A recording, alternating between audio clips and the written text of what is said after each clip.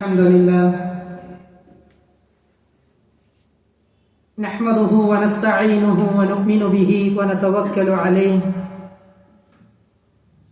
ونعوذ بالله من شرور أنفسنا ومن سيئات أعمالنا من يهده الله فلا مضل له ومن يضلل فلا هادي له أشهد أن لا إله إلا الله وحده لا شريك له وأشهد أن محمدًا عبده ورسوله أرسله بالهدى ودين الحق ليظهره على الدين كله وكفى بالله شهيدا أعوذ بالله من الشيطان الرجيم يا أيها الذين آمنوا اتقوا الله حق تقاته ولا تموتن إلا وأنتم مسلمون يا أيها الناس اتقوا ربكم الذي خلقكم من نفس واحدة وخلق منها زوجها وبث منهما رجالا كثيرا ونساء واتقوا الله الذي تساءلون به والأرحام إن الله كان عليكم رقيبا يا أيها الذين آمنوا اتقوا الله وقولوا قولا سديدا يصلح لكم أعمالكم ويغفر لكم ذنوبكم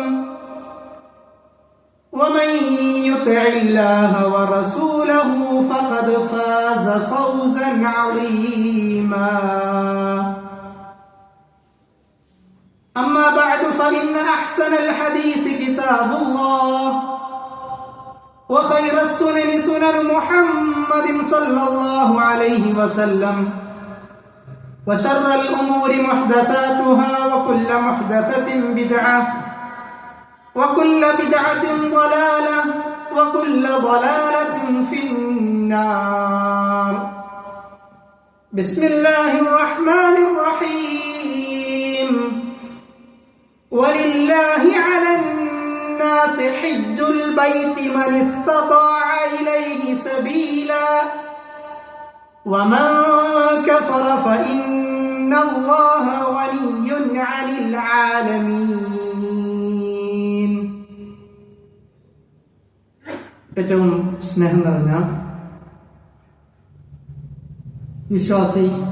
വിശ്വാസിനികളെ, റബ്ബുൽ ആലമീനായ അല്ലാഹു സുബ്ഹാനഹു വ തആലയുടെ ആജ്ഞ നിർദ്ദേശങ്ങളും വിധിവിലക്കുകളും റഹ്മത്തുൽ ആലമീനായ റസൂൽ സല്ലല്ലാഹു അലൈഹി വസല്ലമയുടെ തിരുചര്യകളും മൊഴികളും ജീവിതത്തിന്റെ എല്ലാ മേഖലകളിലും പാലിച്ചുകൊണ്ട് തഖ്വയുള്ളവരായി ജീവിക്കണേ എന്ന് ആമുഖമായി ഓർമ്മപ്പെടുത്തുകയാണ്, വസിയ്യത്ത് ചെയ്യുകയാണ്. ആ രൂപത്തിൽ ജീവിച്ച് മരണപ്പെടുവാൻ റഹ്മാനായ റബ്ബ് നമുക്കെല്ലാവർക്കും തൗഫീഖ് നൽകി അനുഗ്രഹിക്കുമാറാകട്ടെ. പവിത്രമായ മാസത്തിലെ വിശുദ്ധമായ സമയങ്ങളിലൂടെയാണ് നമ്മൾ ഓരോരുത്തരും ജീവിച്ചുകൊണ്ടിരിക്കുന്നത്. അള്ളാഹുവിന്റെ അടുക്കൽ 4 മാസങ്ങളാണ് പവിത്രമാക്കപ്പെട്ടത് എന്നും മിൻഹ അർബഅത്തുൻ ഹുറും, ആ 12 മാസങ്ങളിൽ 4 മാസം പവിത്രമാക്കപ്പെട്ടതാണ് എന്നും നമുക്ക് പഠിപ്പിച്ചു തന്നിട്ടുണ്ട്. അതിലെ ദുൽഖഅദ മാസത്തിലൂടെ അതിന്റെ അവസാനത്തെ വെള്ളിയാഴ്ചയിൽ നാം നിലകൊള്ളുമ്പോൾ ഇനി വരാനിരിക്കുന്നത് അതിനേക്കാൾ മഹത്വമുള്ള, അതിനേക്കാൾ പ്രാധാന്യമുള്ള ദിവസങ്ങളിലേക്കാണ് നമ്മൾ കടക്കാനിരിക്കുന്നത് എന്ന് നമ്മൾ ഓരോരുത്തരും മനസ്സിലാക്കേണ്ടതുണ്ട്. ദുൽഹിജ്ജയിലേക്ക് കടക്കുമ്പോൾ വിശുദ്ധ റമദാനിനേക്കാൾ ഏറെ ശ്രേഷ്ഠതയുള്ള പകലുകളാണ് നമ്മെ കാത്തിരിക്കുന്നത് എന്ന ബോധ്യം ഓരോ വിശ്വാസികളായ നമുക്കും ഉണ്ടായിരിക്കേണ്ടതുണ്ട്. ഇബാദത്തുകളെല്ലാം സംഗമിക്കുന്ന, അല്ലാഹു സുബ്ഹാനഹു വ തആല മനുഷ്യർക്ക് നിശ്ചയിച്ചു തന്ന എല്ലാ ഇബാദത്തുകളും സംഗമിക്കുന്ന മാസമാണ് ദുൽഹിജ്ജ മാസം എന്ന് നമുക്ക് അറിയാവുന്ന കാര്യമാണ്. നിസ്കാരമാകട്ടെ, നോമ്പാകട്ടെ, സ്വതക്കകളാകട്ടെ, സക്കാത്താകട്ടെ, ഹജ്ജാകട്ടെ, ദിക്റുകളാകട്ടെ, എല്ലാ ഇബാദത്തുകളും മറ്റു മാസങ്ങളിൽ നിന്ന് വിഭിന്നമായിക്കൊണ്ട് ദുൽഹിജ്ജക്കുള്ള പ്രത്യേകത ഇസ്ലാമിന്റെ 5ാമത്തെ റുക്നായ ഹജ്ജ് കൂടി അതിൽ വരുന്നു എന്നതാണ്. അതുകൊണ്ട് ദീനിൽ പഠിപ്പിക്കപ്പെട്ട എല്ലാ ഇബാദത്തുകളും ഈ ദിവസങ്ങളിൽ കടന്നു വരുന്നു എന്നത് ദുൽഹിജ്ജയുടെ പ്രത്യേകതയായിക്കൊണ്ട് പണ്ഡിതന്മാർ നമുക്ക് പഠിപ്പിച്ചു നൽകുന്നുണ്ട്. അല്ലാഹു സുബ്ഹാനഹു വ തആല സത്യം ചെയ്തു പറഞ്ഞ മാസമാണ് ദുൽഹിജ്ജ മാസം.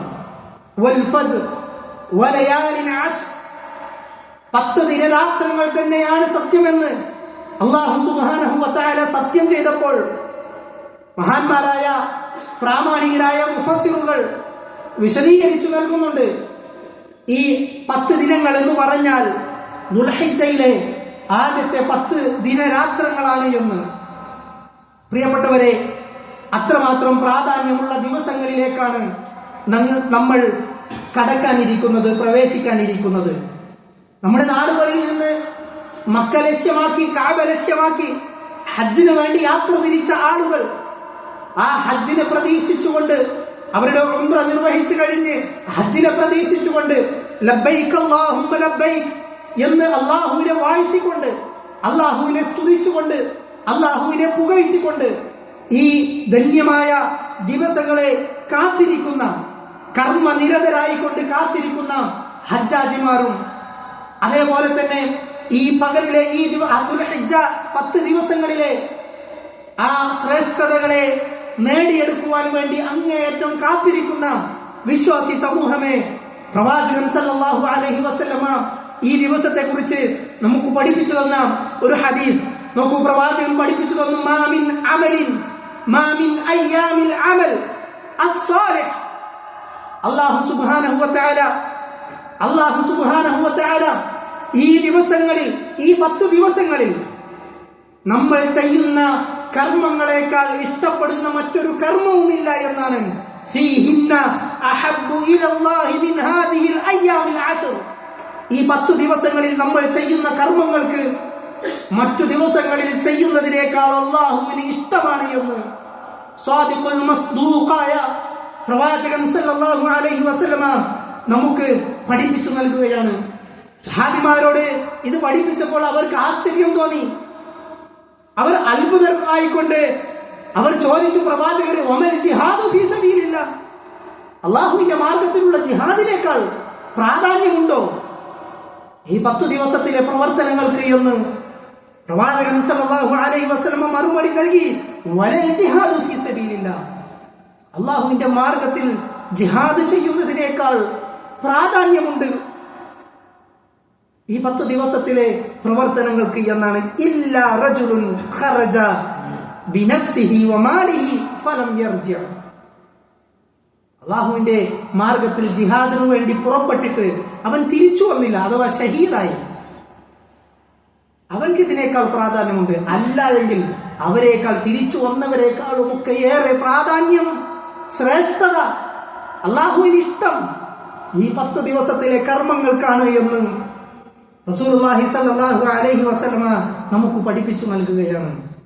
മറ്റൊരു ഹദീസിൽ പ്രവാചകൻ പറഞ്ഞത് അഫ്ളലു അയ്യാമി ദുനിയ, ഈ ദുനിയാവിലെ ഏറ്റവും ശ്രേഷ്ഠമായ, ഏറ്റവും അഫ്ളലായ ദിവസങ്ങളാണ് ഈ 10 ദിവസങ്ങളെന്ന് പ്രവാചകൻ സല്ലല്ലാഹു അലൈഹി വസല്ലമ നമുക്ക് പഠിപ്പിച്ചു നൽകുകയാണ്.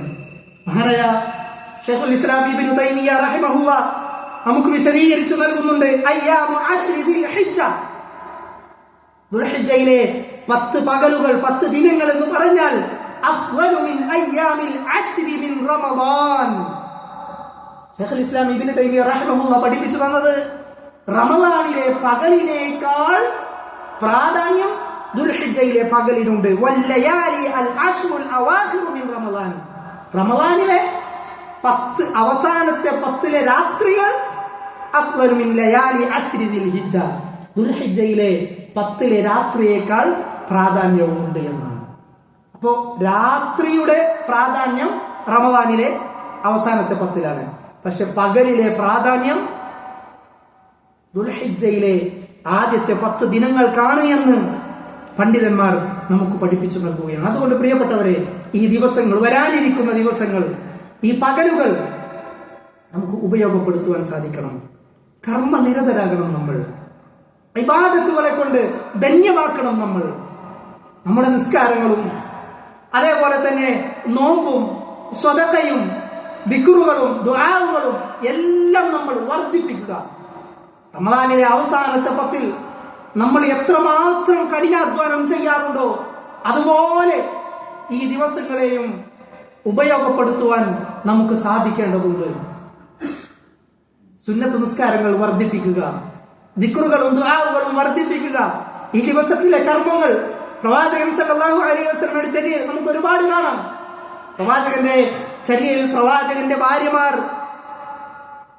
റളിയല്ലാഹു അൻഹും അജ്മഈൻ അവർ പറയാറുണ്ടായിരുന്നു, കാന റസൂലുള്ളാഹി സല്ലല്ലാഹു അലൈഹി വസല്ലമ യസൂമു 9 ദിൽഹിജ്ജ, പ്രവാചകൻ ദുൽഹിജ്ജയിലെ ആദ്യത്തെ 9 ദിവസങ്ങളും നോമ്പെടുക്കാറുണ്ടായിരുന്നു എന്ന്. ആദ്യത്തെ 9 ദിവസവും തുടർച്ചയായി നോമ്പെടുക്കാറുണ്ടായിരുന്നു എന്ന് പ്രവാചകന്റെ ഭാര്യമാർ നമുക്ക് പഠിപ്പിച്ചു നൽകുന്നുണ്ട്. ഈ 9 ദിവസവും നോമ്പെടുക്കാൻ സാധിക്കുന്നവർ അങ്ങനെ നോമ്പെടുക്കുക. ഈ ഹദീസിനെ 2 രൂപത്തിലാണ് പണ്ഡിതന്മാർ വ്യാഖ്യാനിച്ചത്. ഒന്ന്, ബഹുഭൂരിപക്ഷം പണ്ഡിതന്മാർ, പ്രാമാണികരായ പണ്ഡിതന്മാർ എല്ലാവരും വിശദീകരിച്ചത് അങ്ങനെ തന്നെയാണ്, ദുൽഹിജ്ജ 1 മുതൽ 9 വരെ നോമ്പെടുക്കുക എന്നുള്ളത്. എന്നാൽ ഏതാനും ചുരുക്കം ചില പണ്ഡിതന്മാർ ഇത് ദുൽഹിജ്ജ 9 മാത്രം നോമ്പാണ് എന്നും പറഞ്ഞവരുണ്ട്, അഥവാ അറഫ നോമ്പ്. ഏതായിരുന്നാലും ഈ ദിവസങ്ങളിലെ നോമ്പിന് പ്രത്യേകതയുണ്ട് എന്നാണ് നാം മനസ്സിലാക്കേണ്ടത്. അങ്ങനെ നമ്മുടെ ജീവിതത്തിലേക്ക് ആ നോമ്പിനെ കൊണ്ടുവരുവാൻ നമ്മൾ ശ്രദ്ധിക്കുക. അതേപോലെ തന്നെ ദുൽഹിജ്ജ 9 ഇനി 9 ദിവസം നോമ്പെടുക്കാൻ പ്രയാസമുണ്ടോ, ബുദ്ധിമുട്ടുണ്ടോ? ദുൽഹിജ്ജ 9 നോമ്പ് നമ്മൾ ഒഴിവാക്കരുത്. നമ്മൾ അറഫ ദിനത്തിലെ നോമ്പ് എന്ന് പറയുന്ന ദുൽഹിജ്ജയിലെ നോമ്പ്, ആ 9 നോമ്പ്, അത് നമ്മൾ നിർവഹിക്കാൻ നമ്മൾ നിയ്യത്താക്കിയിരിക്കുക. കാരണം യുകഫിറു സനതല്ലതി അൽ മാദിയ, കഴിഞ്ഞുപോയ ഒരു വർഷത്തിലെ പാപങ്ങൾ ആ നോമ്പ് കൊണ്ട് അല്ലാഹു സുബ്ഹാനഹു വ തആല നമുക്ക് പുറത്തു തരും. അവസാനിച്ചില്ല, വൽ ബാഖിയ, വരാനിരിക്കുന്നതും, അഥവാ കഴിഞ്ഞ ഒരു വർഷത്തെയും ഇനി നമ്മുടെ ജീവിതത്തിൽ വരാനിരിക്കുന്നതുമായ ഒരു വർഷത്തെ ജീവിതത്തിൽ നമ്മൾ അറിഞ്ഞോ അറിയാതെയോ ചെയ്തു പോകുന്ന ചെറുപാപങ്ങൾ, അത് അല്ലാഹു സുബ്ഹാനഹു വ തആല ഈ ഒരു നോമ്പ് കാരണത്താൽ നമുക്ക് വിട്ടുവീഴ്ച ചെയ്തു തരുമെന്ന്, നമുക്ക് പുറത്തു തരുമെന്ന് പ്രവാചകൻ സല്ലല്ലാഹു അലൈഹി വസല്ലമ നമുക്ക് പഠിപ്പിച്ചു നൽകുകയാണ്. അതുകൊണ്ട് പ്രിയപ്പെട്ടവരെ, പറ്റുന്നവർ, സാധിക്കുന്നവർ 1 മുതൽ 9 വരെയുള്ള ദിവസങ്ങൾ നോമ്പനുഷ്ഠിക്കുക. ഇനി അതിനും സാധിക്കാത്തവർ ഒന്നിടവിട്ട ദിവസങ്ങൾ പറ്റുമോ അത് ചെയ്യുക, അല്ലെങ്കിൽ തിങ്കളും വ്യാഴവും നോൽക്കുക. അങ്ങനെ അതിനും കഴിയില്ലെങ്കിൽ ദുൽഹിജ്ജ 9 നോമ്പെങ്കിലും നമ്മൾ നോൽക്കാൻ ശ്രദ്ധിക്കണം. കാരണം ഈ ദിവസത്തിലെ, ഈ പകലിലെ കർമ്മങ്ങൾക്ക് അത്രമാത്രം ശ്രേഷ്ഠതയുണ്ട്. അതേപോലെ തന്നെ ഈ ദിവസങ്ങളിൽ നമ്മൾ ചെയ്യേണ്ട, നമ്മുടെ ജീവിതത്തിൽ കൊണ്ടുവരേണ്ട മറ്റൊരു കർമ്മമാണ് തക്ബീർ ചൊല്ലിക്കൊണ്ടിരിക്കുക എന്നുള്ളത്. തഹ്ലീൽ നടത്തിക്കൊണ്ടിരിക്കുക എന്നുള്ളത്, തഹ്മീദ് നടത്തിക്കൊണ്ടിരിക്കുക എന്നുള്ളത്. നോക്കൂ, അല്ലാഹുവിന്റെ റസൂൽ സല്ലല്ലാഹു അലൈഹി വസല്ലമയുടെ അനുചരന്മാർ, സ്വഹാബിമാർ ദുൽഹിജ്ജയിലേക്ക് പ്രവേശിച്ചു കഴിഞ്ഞാൽ അങ്ങാടികളിലൂടെ അല്ലാഹു അക്ബർ, അല്ലാഹു അക്ബർ, ലാ ഇലാഹ ഇല്ലല്ലാഹ്, അല്ലാഹു അക്ബർ, അല്ലാഹു അക്ബർ, വലില്ലാഹിൽ ഹംദ് എന്ന് പറഞ്ഞുകൊണ്ട് തക്ബീറുകളും തഹ്ലീലുകളും തഹ്മീദുകളും പ്രഖ്യാപിച്ചു കൊണ്ടിരിക്കുമെന്ന് ഹദീസുകളിൽ, ചരിത്രങ്ങളിൽ നമുക്ക് വായിക്കാൻ സാധിക്കും. അതും സുന്നത്തായ കാര്യമാണ്. ഈ ദുൽഹിജ്ജയിലെ പരിപൂർണമായ ദിവസങ്ങൾ, ദുൽഹിജ്ജയിലെ 1 മുതൽ 9 വരെയുള്ള ദിവസങ്ങൾ നിരുപാധികം നമുക്ക് തക്ബീറുകളും തഹ്ലീലുകളും തഹ്മീദുകളും ഉച്ചരിക്കാവുന്നതാണ്. ആ ദിക്റുകൾ ഉരുവിട്ടുകൊണ്ടിരിക്കാവുന്നതാണ്. അതേപോലെ തന്നെ അറഫയുടെ അന്ന് കഴിഞ്ഞ്, അഥവാ ദുൽഹിജ്ജ 9 മഗ്രിബിന് ശേഷം മുഖയ്യദായ ഈദുമായി ബന്ധപ്പെട്ട പ്രത്യേകമായ ദിക്റുകൾ അവിടെ ആരംഭിക്കുന്നു. അതുമുതൽ അയ്യാമു തശ്രീഖിന്റെ അവസാന സമയങ്ങൾ വരെ, ദുൽഹിജ്ജ 13 അസ്തമയ സമയം വരെ നമുക്ക് ദിക്റുകൾ ചൊല്ലാവുന്നതാണ്, തക്ബീറുകൾ മുഴക്കാവുന്നതാണ്, തഹ്ലീലുകൾ പറയാവുന്നതാണ്, അല്ലാഹുവിനെ സ്തുതിച്ചുകൊണ്ട് അൽഹംദുലില്ലാ പറയാവുന്നതാണ്. ഈ ദിക്റുകൾ നമ്മൾ നിരന്തരമായി കൊണ്ട് ദുൽഹിജ്ജ 1 മുതൽ നമ്മൾ പ്രാവർത്തികമാക്കേണ്ടതുണ്ട്. അതേപോലെ തന്നെ ദുൽഹിജ്ജയിലെ പ്രത്യേകമായ കർമ്മമാണ് അറവ് എന്നുള്ളത്, ഉദ്ഹിയ്യത്ത് എന്നുള്ളത്. സാധിക്കുന്നവരെല്ലാം ആ ഉദ്ഹിയ്യത്തിന്റെ ഭാഗമാകണം. റസൂലുള്ളാഹി സ്വല്ലല്ലാഹു അലൈഹി വസല്ലം വളരെ ഗൗരവത്തോടു കൂടി പറഞ്ഞ ഒരു വാചകമുണ്ട്. ആർക്കെങ്കിലും ഉദ്ഹിയ്യത്ത് ചെയ്യുവാൻ കഴിവുണ്ടായിട്ടും, അതിന് പ്രാപ്തിയുണ്ടായിട്ടും ആ ഉദ്ഹിയ്യത്തിന് മുതിരാത്തവൻ, അത് നിയ്യത്ത് വെക്കാത്തവൻ, അത് ചെയ്യാത്തവൻ നമ്മുടെ ഈദിന്റെ മുസല്ലയിലേക്ക് വരേണ്ടതില്ല. ഈദ് മുസല്ലയിലേക്ക് അവർ വരേണ്ടതില്ല എന്ന് പ്രവാചകൻ സല്ലല്ലാഹു അലൈഹി വസല്ലമ ഗൗരവത്തോടു കൂടി പറഞ്ഞിട്ടുണ്ട്. നോക്കൂ, രോഗികളായവരെ, വീട്ടിൽ പ്രയാസപ്പെട്ടു നിൽക്കുന്നവരെ, അതേപോലെ തന്നെ പള്ളിയിലേക്ക് വരാൻ കഴിയാത്ത ഋതുമതികളായ, ഹൈലുകാരിയായ, അതേപോലെ തന്നെ നിഫാസുള്ളവരായ, അങ്ങനെയുള്ളവരെ പോലും നിങ്ങൾ ഈദ് മുസല്ലയിലേക്ക് കൊണ്ടുവരണം. ആ നന്മയിൽ അവർ, മുസ്ലിം ഉമ്മത്തിന്റെ പൊതു നന്മയിൽ അവർ ഭാഗമാകട്ടെ എന്ന് വിശാലത കാണിച്ച ഈദിന്റെ വിഷയത്തിൽ പ്രവാചകൻ സല്ലല്ലാഹു അലൈഹി വസല്ലം ഒരു വിഭാഗത്തോട് വരേണ്ടതില്ല, അവർ അടുക്കേണ്ടതില്ല എന്ന് പറഞ്ഞിട്ടുണ്ടെങ്കിൽ കഴിവുണ്ടായിട്ടും ഉദ്ഹിയ്യത്ത് നിർവഹിക്കാത്തവരെ സംബന്ധിച്ചാണ്.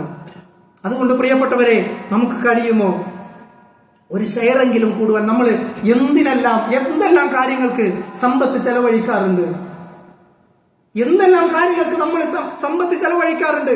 ദുനിയാവിന്റെ കാര്യത്തിൽ 1000 അല്ല 2000 അല്ല 5000 എത്ര കുറച്ചല്ലേ ഉള്ളൂ എന്ന് നമ്മൾ പറയും. എന്നാ ഉദ്ഹിയ്യത്തിന്റെ വിഷയത്തിൽ ഒരു 7000, ഒരു 8000, ഒരു 9 എന്നൊക്കെ പറയുമ്പോ പടച്ചറപ്പ് എത്ര വലിയ പൈസ എന്ന് നമ്മൾ ചിന്തിക്കുന്നു. എവിടെയാണ് പ്രശ്നം? നമ്മുടെ ഈമാനിന്റെ കുറവാണത്. നമ്മൾ ഇസ്ലാമിലെ കർമ്മങ്ങൾക്ക് വേണ്ടി അത്രയേ പ്രാധാന്യം കൊടുക്കുന്നുള്ളൂ. അതുകൊണ്ട് പ്രിയപ്പെട്ടവരെ, അറവ് എന്നുള്ളത് ഈ ദുൽഹിജ്ജയിലെ പ്രത്യേകമായ കർമ്മങ്ങളിൽപ്പെട്ടതാണ്. അതിന്റെ ഭാഗമാകുവാൻ നമ്മൾ ഓരോരുത്തരും ശ്രദ്ധിക്കണം. അതേപോലെ തന്നെ അറവ് ഉദ്ദേശിച്ചവരുണ്ടോ, അവർ പാലിക്കേണ്ട ഏതാനും ചില കർമ്മശാസ്ത്ര മസാലകൾ കൂടിയുണ്ട്. നമുക്കെല്ലാവർക്കും അറിയാം, മുടി വെട്ടാൻ പാടില്ല, അതേപോലെ തന്നെ നഖം മുറിക്കാൻ പാടില്ല, ഇങ്ങനത്തെ കാര്യങ്ങൾ അത് പാലിക്കുവാനും നമ്മൾ ഓരോരുത്തരും ശ്രദ്ധിക്കണം. ദുൽഹിജ്ജക്ക് മുമ്പായിക്കൊണ്ട് നിയ്യത്ത് വെക്കുക. ഇനി ദുൽഹിജ്ജൊക്കെ കഴിഞ്ഞ ഒരു 5 ആയപ്പോഴാണ് നമുക്ക് സാമ്പത്തികമായി കുറച്ച് പൈസ കിട്ടാണ്ടായിരുന്നു, അതിങ്ങോട്ട് എത്തിയത് ദുൽഹിജ്ജ 5-നാണ്. അപ്പോൾ എപ്പോഴാണ് നമ്മൾ നിയ്യത്ത് വെക്കുന്നത്? അതുമുതൽ നമ്മൾ മുടിയോ നഖമോ മറ്റു കാര്യങ്ങളൊന്നും നീക്കം ചെയ്യുവാൻ പാടുള്ളതല്ല. അപ്പൊ ആ മര്യാദകൾ നമ്മൾ പാലിക്കുവാൻ പ്രത്യേകം ശ്രദ്ധിക്കേണ്ടതുണ്ട്. അല്ലാഹു സുബ്ഹാനഹു വ തആല ഈ പുണ്യ ദിവസങ്ങളെ ഉപയോഗപ്പെടുത്തുവാനും അള്ളാഹുവിന്റെ ഇഷ്ടദാസന്മാരിൽ ഉൾപ്പെടുവാനും റഹ്മാനായ റബ്ബ് നമുക്ക് തൗഫീഖ് നൽകി അനുഗ്രഹിക്കുമാറാകട്ടെ. അഖൂലു മാ തസ്മഊൻ വഅസ്തഗ്ഫിറുല്ലാഹ ലി വലക്കും വലിസാഇരിൽ മുസ്ലിമീന മിൻ കുല്ലി ദംബ് ഫസ്തഗ്ഫിറൂഹു ഇന്നഹു ഹുവൽ ഗഫൂറുർ റഹീം.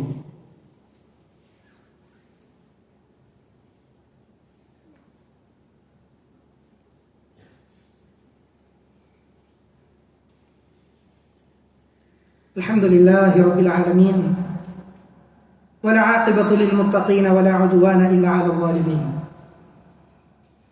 والصلاة والسلام على رسوله الأمين وعلى آله وصحبه أجمعين أما بعد يا أيها الذين آمنوا اتقوا الله حق تقاته ولا تموتن إلا وأنتم مسلمون ദുൽഹിജ്ജയിലെ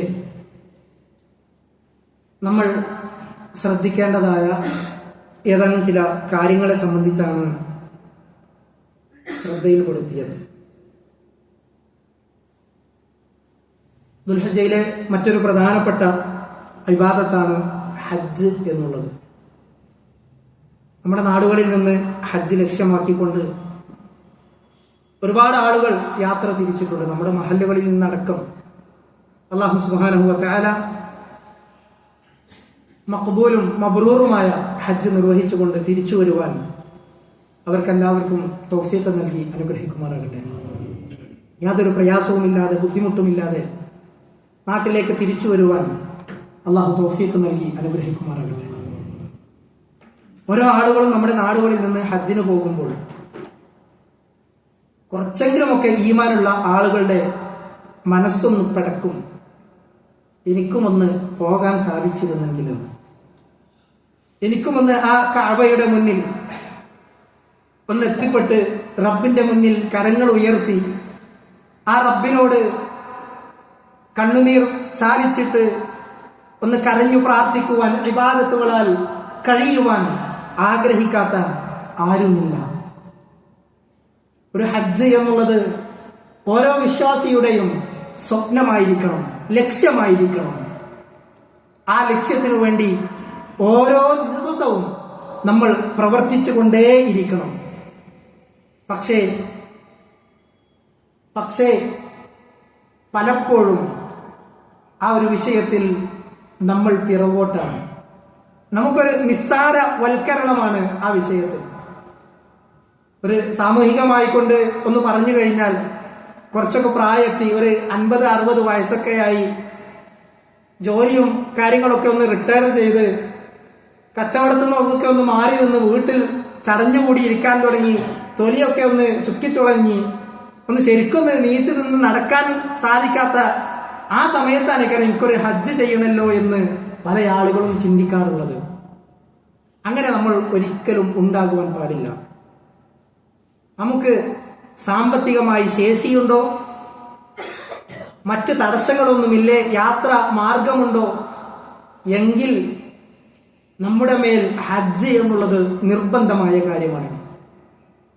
വലില്ലാഹി അലന്നാസി ഹജ്ജുൽ ബൈത്ത് മൻ ഇസ്തതാഅ ഇലൈഹി സബീല. സാധിക്കുന്നവർക്ക്, ഇസ്തിതാഅത്ത് എത്തിയിട്ടുണ്ടോ, കഴിവെത്തിയിട്ടുണ്ടോ, ഹജ്ജ് നിർവഹിക്കുക എന്നുള്ളത് ഓരോ മുസ്ലിമിനെ സംബന്ധിച്ചിടത്തോളം നിർബന്ധമായ കാര്യമാണ്. ഒരാൾ മുസ്ലിമാകണോ 5ാമത്തെ റുക്കിനാണ്. നമ്മള് മദ്രസയിൽ ഇങ്ങനെ ചൊല്ലി പഠിച്ച കാര്യമാണ്. ഇസ്ലാം കാര്യം 5 നമ്മൾ പഠിച്ചതാണ്.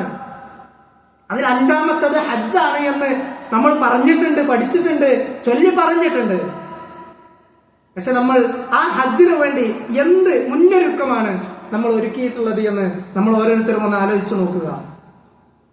നമ്മൾ മകളുടെ ഒരു കല്യാണം ഉണ്ടെങ്കിൽ, അതല്ലെങ്കിൽ വേറെ എന്തെങ്കിലും ഒരു ഫംഗ്ഷൻ ഉണ്ടെങ്കിൽ അതിനു വേണ്ടിയുള്ള ഒരുക്കം ഏതോ കാലത്ത് നമ്മൾ തുടങ്ങും.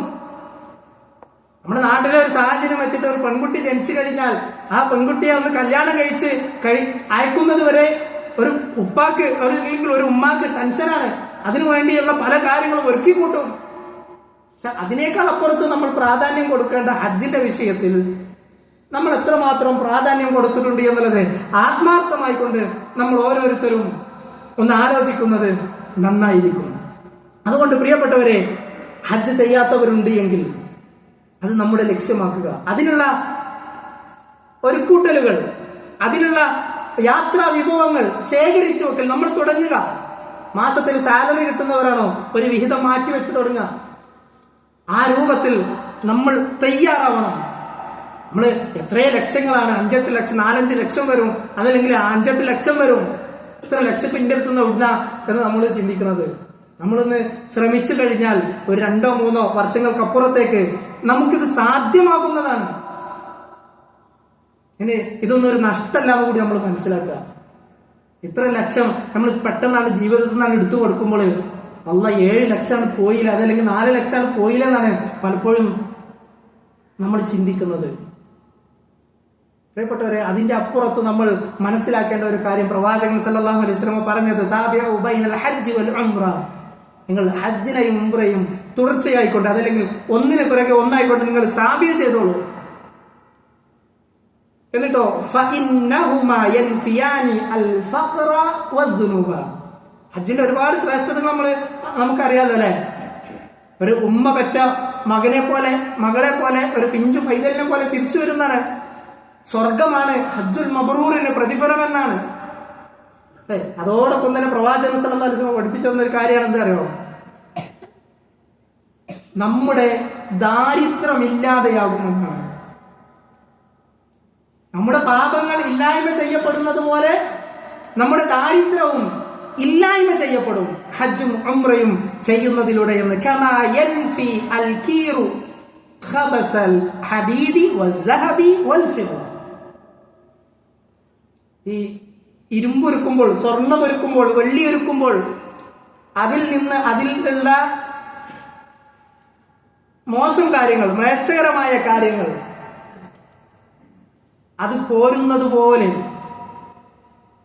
നമ്മുടെ ശരീരത്തിലുള്ള പാപങ്ങളെ ഉരുക്കിക്കളയുമെന്ന്, അതേപോലെ തന്നെ നമ്മളിലുള്ള ദാരിദ്ര്യത്തെ അത് ഉരുക്കിക്കളയുമെന്ന് പ്രവാചകൻ സല്ലല്ലാഹു അലൈഹി വസല്ലമ നമുക്ക് പഠിപ്പിച്ചു തന്നിട്ടുണ്ടെങ്കിൽ പ്രിയപ്പെട്ടവരെ, ഹജ്ജ് ചെയ്യുക എന്നുള്ളത്, ഉംറ ചെയ്യുക എന്നുള്ളത് അതൊരു നഷ്ടമല്ല എന്ന് നമ്മൾ ഓരോരുത്തരും തിരിച്ചറിയുക. അതുകൊണ്ട് ധൃതിപ്പെടുക. എന്നാണോ സാധ്യമാകുന്നത് അതിനനുസരിച്ച് നമ്മൾ ധൃതിപ്പെടുക. മൻ അറാദൽ ഹജ്ജ ഫൽയതഅജ്ജൽ. ആരെങ്കിലും ഹജ്ജ് ഉദ്ദേശിക്കുന്നുണ്ടോ അവർ ധൃതി കാണിക്കട്ടെ. അവൻക്ക് എപ്പോഴാണ് രോഗം വരിക എന്ന് പറയാൻ പറ്റില്ല. ഇപ്പൊ നമുക്കൊരു ചുറുചുറുക്കുണ്ട്, ഒരു ചൊടിയുണ്ട്. അടുത്ത വർഷം നമുക്ക് ഈ ചുറുചുറുക്കുണ്ടാവോ നമുക്ക് പറയാൻ പറ്റില്ല. നമുക്ക് ഇപ്പൊ നല്ല സാമ്പത്തിക ഭദ്രത ഉണ്ട്. അടുത്ത വർഷം നമ്മുടെ സമ്പത്ത് മുഴുവൻ താഴേക്ക് പോകുമോ, കച്ചവടം നഷ്ടമാകുമോ നമുക്കറിയില്ല. നമുക്ക് മറ്റെന്തെങ്കിലും തടസ്സങ്ങൾ വരുമോ നമുക്കറിയില്ല. അതുകൊണ്ട് എപ്പോഴാണോ നമ്മൾക്ക് ഇപ്പോൾ എല്ലാം ഓക്കെയാണോ അടുത്ത വർഷം തന്നെ പോകുവാൻ, അതല്ലെങ്കിൽ പിന്നീടുള്ള വർഷങ്ങളിൽ പോകുവാനുള്ള ശ്രമങ്ങൾ നമ്മളിൽ നിന്നുണ്ടാകണം. നോക്കൂ, ഒരു ഹദീസ്, ഖുദ്സിയായ ഹദീസാണ്. ഖുദ്സിയായ ഹദീസ് എന്ന് പറഞ്ഞാൽ അല്ലാഹു സുബ്ഹാനഹു വ തആല നേരിട്ട് പറഞ്ഞു കൊടുത്ത ഹദീസ്. ഇന്നല്ലാഹ തആല യഖൂൽ, നിശ്ചയം അല്ലാഹു സുബ്ഹാനഹു വ തആല പറയുന്നു, ഇന്ന അബ്ദൻ അസ്ഹഹ്തു ലഹു ജിസ്മഹു. ഞാനൊരു അടിമക്ക് അവന്റെ ശരീരത്തിന് ആരോഗ്യം കൊടുത്തു. വവസ്സഅതു അലൈഹി ഫീ മഈശതിഹി, അവന്റെ മഈശത്തിൽ, അവന്റെ ജീവിത ചുറ്റുപാടുകളിൽ നാം അവൻക്ക് വിശാലത കൊടുത്തു, അഥവാ സമ്പത്ത് കൊടുത്തു. തംലി അലൈഹി ഖംസതു അഅവാമിൻ. എന്നിട്ടോ ആരോഗ്യമുണ്ട്, സമ്പത്തുണ്ട്. 5 വർഷം അതിലൂടെ അങ്ങനെ അവൻ മുന്നോട്ട് പോവുകയും ചെയ്താൽ ലാ യഫിദ്ദു ഇലയ്യ, അവൻ എന്നിലേക്ക് വന്നില്ല, എന്നിലേക്ക് മുന്നോട്ട് വന്നില്ല.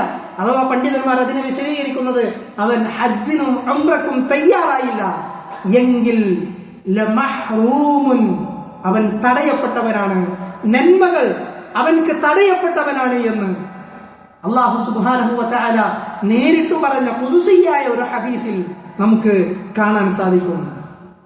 പ്രിയപ്പെട്ടവരെ, ഗൗരവമുള്ള വിഷയമാണ് ഹജ്ജ് എന്നുള്ളത്. ഗൗരവമുള്ള വിഷയമാണ് ഉംറ എന്നുള്ളത്. ജീവിതത്തിൽ ഒരു തവണയെങ്കിലും അത് നിർബന്ധമായും നിർവഹിക്കുക എന്നുള്ളത് ബാധ്യതയാണ്. അതുകൊണ്ട് അതൊരു ലക്ഷ്യമായിക്കൊണ്ട്, അതൊരു സ്വപ്നമായിക്കൊണ്ട് നമ്മൾ എടുക്കുക, അതിനുവേണ്ടി പ്രയത്നിക്കുവാൻ നമ്മൾ ഓരോരുത്തരും തയ്യാറാവുക. ചരിത്രത്തിൽ നമുക്ക് കാണാൻ സാധിക്കും, മഹാനായ ഉമർ ബിൻ ഖത്താബ് റളിയല്ലാഹു അൻഹു, അദ്ദേഹം ഹജ്ജ് നിർവഹിക്കാത്തവരിൽ നിന്ന് ജിസിയ സ്വീകരിക്കുമായിരുന്നു എന്നാണ്. ജിസിയ എന്ന് പറഞ്ഞു കഴിഞ്ഞാൽ അമുസ്ലിങ്ങളായ ആളുകളിൽ നിന്ന് ഇസ്ലാമിക ഭരണത്തിലേക്ക് അടക്കുന്ന നികുതിയാണ്. അത് ഉമർ റളിയല്ലാഹു അൻഹു വാങ്ങാറുണ്ടായിരുന്നു എന്ന് ചില അസറുകളിൽ നമുക്ക് വായിക്കാൻ സാധിക്കും. മാത്രമല്ല മറ്റു ചില റിപ്പോർട്ടുകളിൽ നമുക്ക് കാണാം ഉമർ റളിയല്ലാഹു അൻഹു ലഖദ് ഹമംതു അൻ അബ്അത റിജാലൻ ഇലാ ഹാദിഹിൽ അംസാർ, ആളുകൾ കഴിവുണ്ടായിട്ടും ഹജ്ജിന് വരാത്ത ആളുകളുടെ നാട്ടിലേക്ക് അവരെ ശിക്ഷിക്കുന്നതിനു വേണ്ടിയിട്ട്, അവരിൽ നിന്ന് ജിസിയ കൈപ്പറ്റുന്നതിനു വേണ്ടിയിട്ട് ആളുകളെ വിടാൻ ഞാൻ ഉദ്ദേശിക്കുന്നു എന്ന് പറഞ്ഞ് ശേഷം ഫയദ്രിബു അലൈഹിം അൽ ജിസിയ, അവരിൽ നിന്ന് ജിസിയ വാങ്ങണം, മാഹും ബിമുസ്ലിമീൻ മാഹും ബിമുസ്ലിമീൻ എന്ന് 2 പ്രാവശ്യം ആവർത്തിച്ചു പറഞ്ഞു എന്നാണ് റിപ്പോർട്ട്. അവർ മുസ്ലിങ്ങളല്ല, അവർ മുസ്ലിങ്ങളല്ല എന്ന്. മഹാനായ ഉമർ ഇബ്നുൽ ഖത്താബ് റളിയല്ലാഹു അൻഹുവിന്റെ ചരിത്രം വായിക്കുന്നിടത്ത്, ഭരണ സമ്പ്രദായങ്ങൾ വായിക്കുന്നിടത്ത് നമുക്ക് വായിക്കാൻ സാധിക്കുമെങ്കിൽ ഹജ്ജിനും ഉംറക്കും ആ പ്രാധാന്യം നമ്മൾ കൽപ്പിക്കുക, നമ്മൾ നിസ്സാരവൽക്കരിക്കരുത്. ഏറ്റവും ആദ്യം ഏറ്റവും അടുത്തു തന്നെ പോകുവാനുള്ള ശ്രമങ്ങൾ നമ്മളിൽ നിന്നുണ്ടാവണം. പണം ഒരുക്കൂട്ടി വെക്കുക, ശേഖരിച്ചു വെക്കുക, മറ്റു ബാധ്യതകൾ തീർക്കാനുള്ള ശ്രമങ്ങൾ ഉണ്ടാവുക. ഈ രൂപത്തിൽ നമ്മൾ ഒരുങ്ങുക. അല്ലാഹു സുബ്ഹാനഹു വ തആല തൗഫീഖ് നൽകി അനുഗ്രഹിക്കുമാറാകട്ടെ. അല്ലാഹു സുബ്ഹാനഹു വ തആല അവനെ കൂടുതൽ വസാരിഉ ഇലാ മഗ്ഫിറത്തിൻ മിൻ റബ്ബിക്കും എന്ന് പറഞ്ഞതുപോലെ അല്ലാഹുവിന്റെ ആ മഗ്ഫിറത്തിലേക്ക്, അല്ലാഹുവിന്റെ റഹ്മത്തിലേക്ക് അതിവേഗം ധൃതിപ്പെട്ടുകൊണ്ട് പോകുവാൻ റഹ്മാനായ റബ്ബ് നമുക്ക് എല്ലാവർക്കും തൗഫീഖ് നൽകി അനുഗ്രഹിക്കുമാറാകട്ടെ. അല്ലാഹുമ്മ ഗ്ഫിർ ലിൽ മുഅ്മിനീന വൽ മുഅ്മിനാത്ത് വൽ മുസ്ലിമീന വൽ മുസ്ലിമാത്ത് അൽ അഹ്യാഇ മിൻഹും വൽ അംവാത്ത് ഇന്നക മുജീബുദ് ദഅവാത്ത് يا قاضي الحاجات اللهم أجرنا من النار اللهم أجرنا من النار اللهم أجرنا وأجر والدينا من النار اللهم ربنا تقبل منا اللهم ربنا تقبل منا اللهم ربنا تقبل منا إنك أنت السميع العليم وتب علينا إنك أنت التواب الرحيم اللهم أعز الإسلام والمسلمين وأذل الشرك والمشركين اللهم دمر أعداءنا وأعداء الدين بما شئت يا ذا الجلال والإكرام اللهم أصلح أحوال المسلمين اللهم أصلح أحوال المسلمين اللهم أصلح أحوال المسلمين في كل مكان اللهم ربنا آتنا في الدنيا حسنة وفي الآخرة حسنة وقنا عذاب النار أقول ما تسمعون وأستغفر الله لي ولكم ولسائر المسلمين من كل ذنب فاستغفروه إنه هو الغفور الرحيم وصلى الله وسلم وبارك على نبينا محمد والحمد لله رب العالمين.